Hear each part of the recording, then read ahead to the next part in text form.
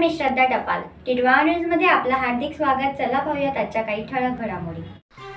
पत्रकार अजय शेलार धमकी प्रकरणी 3 जणांविरोधात गुन्हा दाखल. पत्रकारितेच्या क्षेत्रात निर्भीडपणे काम करणाऱ्या आणि सरकारी माती चोरीचा पर्दाफाश करणाऱ्या पत्रकार अजय शेलार याला सोशल मीडियाद्वारे धमकी दिल्यानंतर याबाबत कल्याण तालुका पोलीस ठाण्यात पत्रकार संरक्षण कायद्याअंतर्गत निर्भय महाराष्ट्र पार्टीच्या 3 पदाधिकाऱ्यांवर गुन्हा दाखल करण्यात आला आहे. विशेष म्हणजे हा कल्याण तालुका पोलीस ठाण्यात या कायद्याअंतर्गत नोंदविण्यात आलेला पहिलाच गुन्हा ठरला.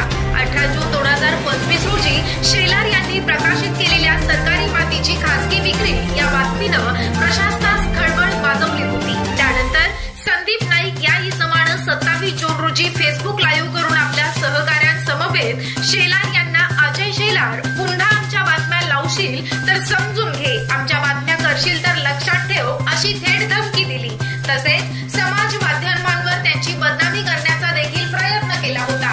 या संपूर्ण प्रकारामुळे शेलार यांचे प्राण धोक्यात आले असून पत्रकारितेच्या स्वातंत्र्यालाच आव्हान उभं राहिलं होतं. शेलार यांनी या संदर्भात कल्याण तालुका पोलीस ठाण्यात लेखी तक्रार केली होती. त्यानंतर पोलीस प्रशासनानं तातडीनं कारवाई करत पत्रकार संरक्षण कायद्याअंतर्गत गुन्हा दाखल केला. या गुन्ह्यामध्ये निर्भय महाराष्ट्र पार्टीचे राज्य संघटक मंत्री संदीप नाईक, राजेंद्र जाधव व अनंता कोल्हे या 3घांवर गुन्हा दाखल करण्यात आला.